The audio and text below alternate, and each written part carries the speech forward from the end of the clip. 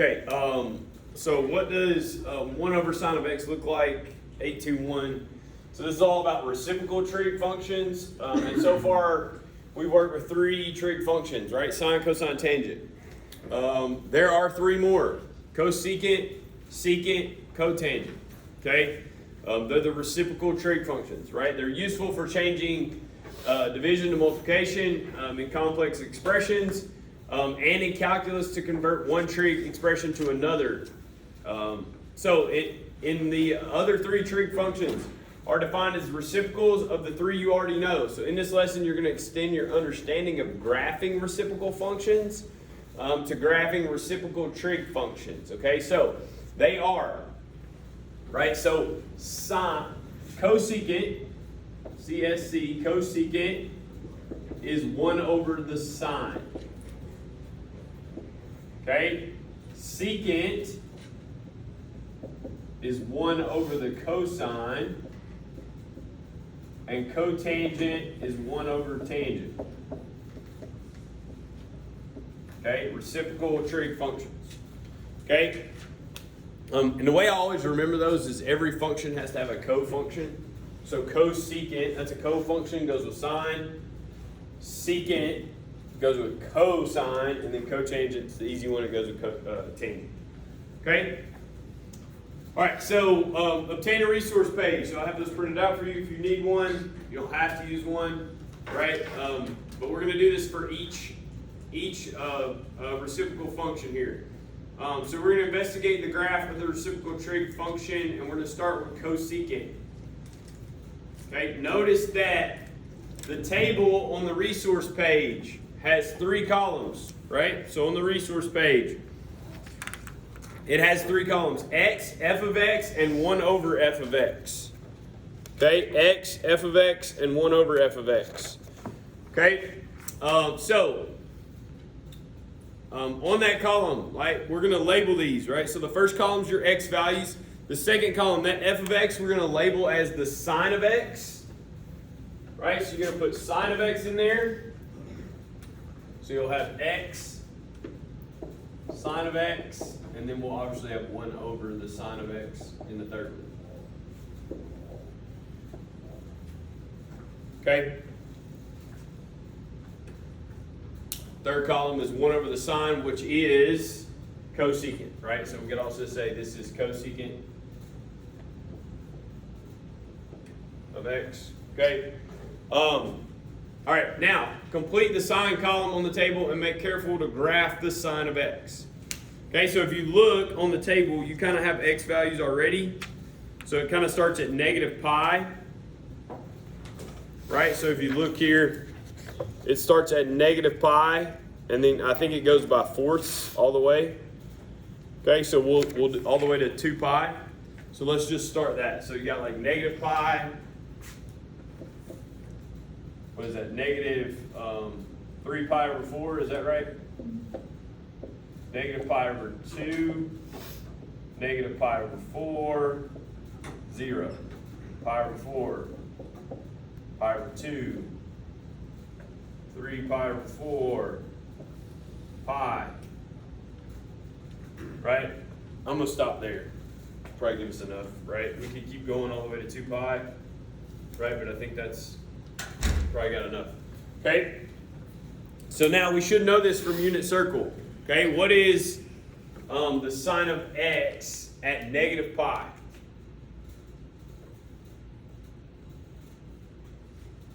Zero? Is that right? 0? And obviously you use a calculator for this.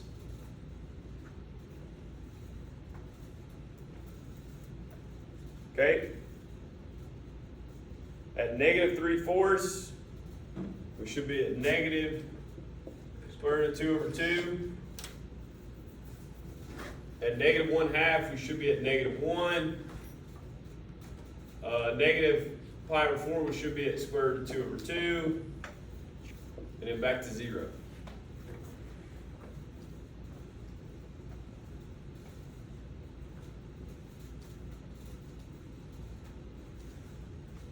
I'm just going around I'm just thinking unit circle.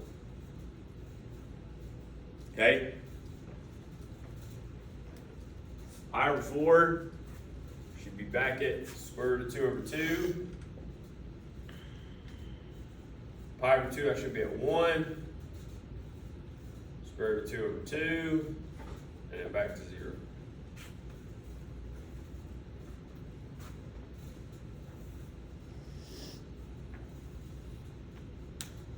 Okay?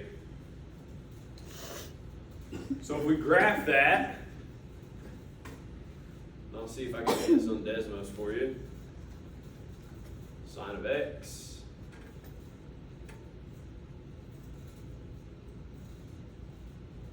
And we're really going from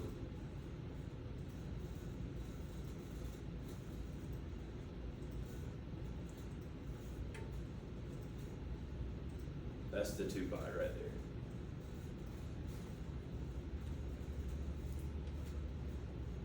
So this is pi, negative pi over 2, 0, pi, 2 pi. Did we do that right? Let's see here. Negative pi is 0. Negative pi over 2 is negative 1. 0 is 0. Pi over 2 is 1. Back to pi is 0. Yes, cool. Good? Makes sense? I'll give you some time. You can actually graph that, right? Because then what happens when we reciprocate it, right?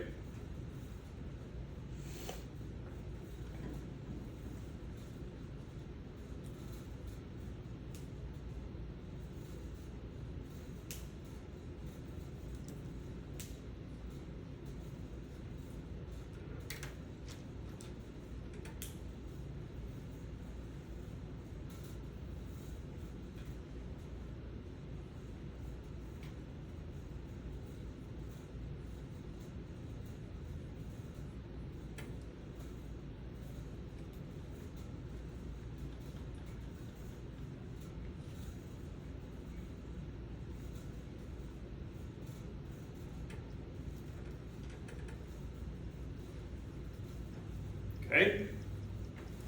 Now let's look at the reciprocal. Okay? So now use the values in the sine column to calculate the values of the cosecant.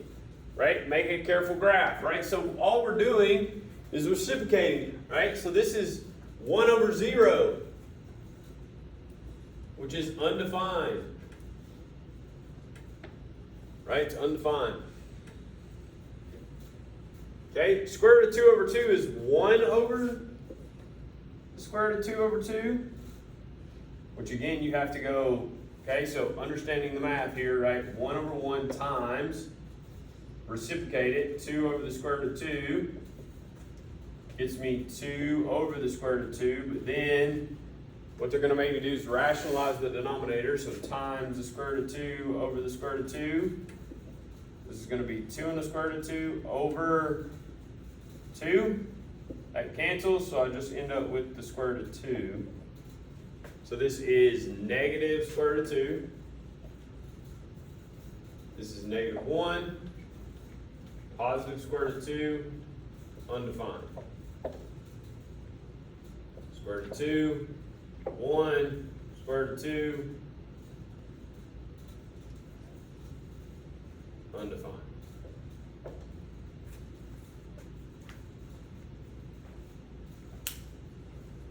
Okay? Right, now what's happening? Right, what is happening on that graph?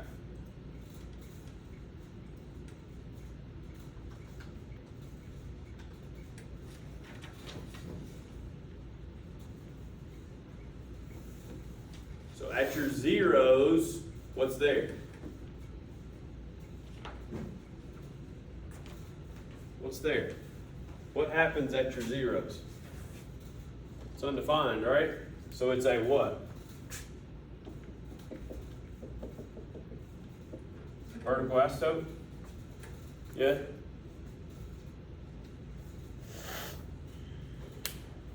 Okay? Let's kind of see how that works.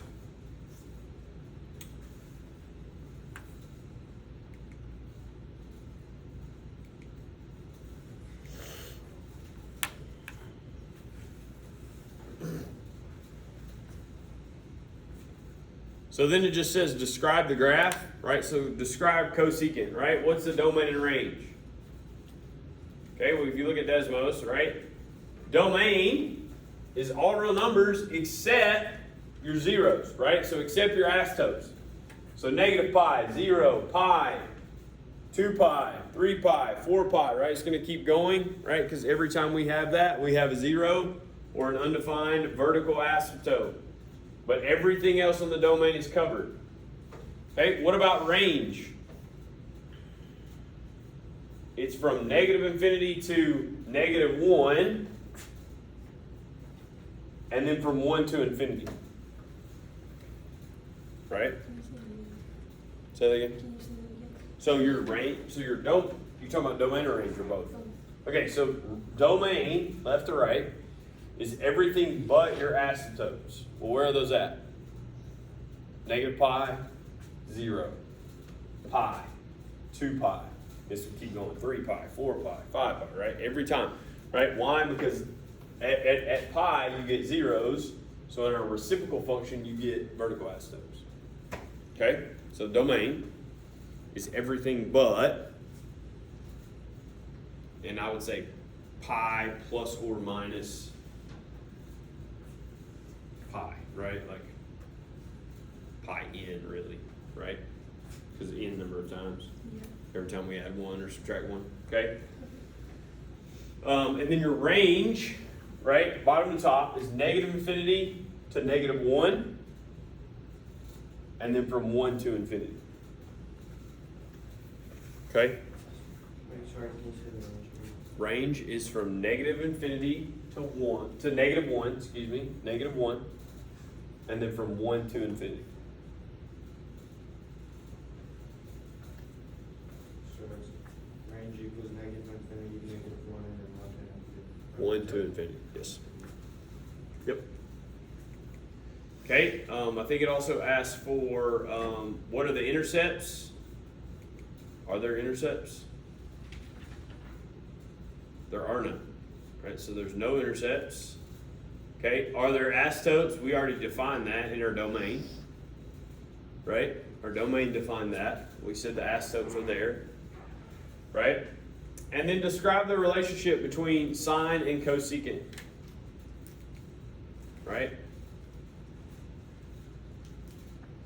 Just describe that in your own words, right? Describe that relationship. Okay? Now, let's see if we can do this. Right? Use your graph or table to solve each of the following equations. Over the domain, 0 to 2 pi, so we're on unit circle. Right? And what do you notice about the solutions? Right? So here we go. So let's see if we can do this. Okay? Sine of x equals negative 1/2. Sine of x equals negative 1/2. Where is that on the unit circle? Negative 1/2.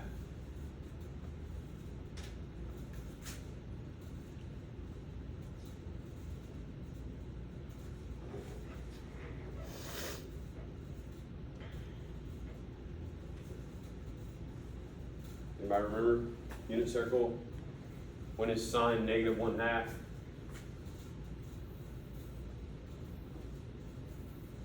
Ought to be here and here, sine's a y value, right? So 7 pi over 6 and 11 pi over 6. Okay? Now look at this. Look at B. What is B? What is cosecant negative 2? Well, what is cosecant? It's what? Reciprocal. Yeah, so if I reciprocate this, it's the same, isn't it? Negative 1/2, take the reciprocal, it's what? Negative 2. So when does the cosecant equal negative 2? Same.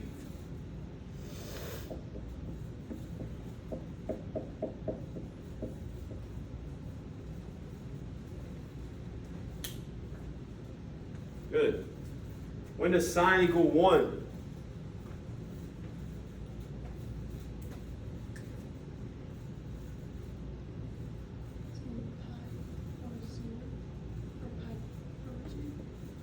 Pi over 2. So when does cosecant equal 1?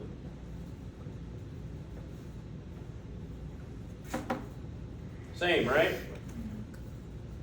Pi over 2, same.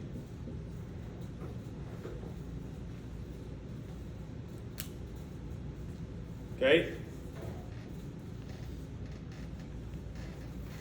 Same. And then for E, we can use E. We can use our table there. When does sine equal square root of 2 over 2? Pi over 4 and 3 pi over 4, right? So pi over 4 and 3 pi over 4. So reciprocal of square root of 2 over 2 is square root of 2, right? And so that's cosecant, right? When is it the same? When is it square root of 2? It's the same, right? So pi over 4 and 3 pi over 4.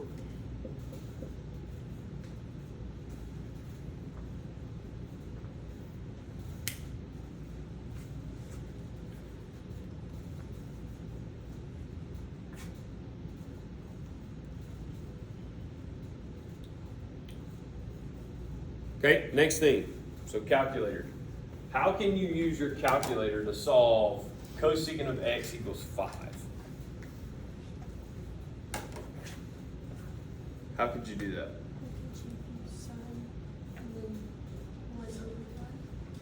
So you could do, say that again?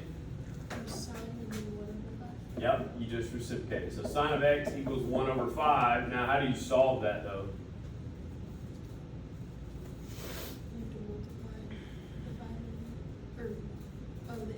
Inverse, right? So sine of -1 of 1 over 5. Yeah, inverse.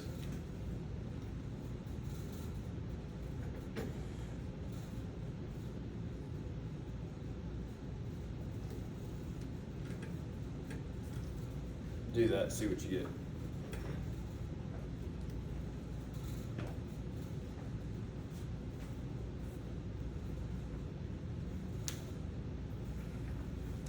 Very good. No hurt.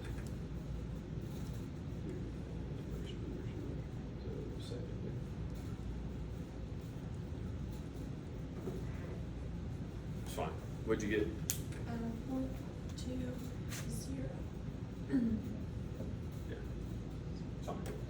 Good. Okay. So now, here's what I want you to do, right? I want you to use a resource page to do the same thing for secant and graph it and cotangent and graph it. Okay? I'll come around and help you, right? But that's how I want you to finish the lesson. So I want you to do this for same process for secant and cotangent. Got me? And I'll help you.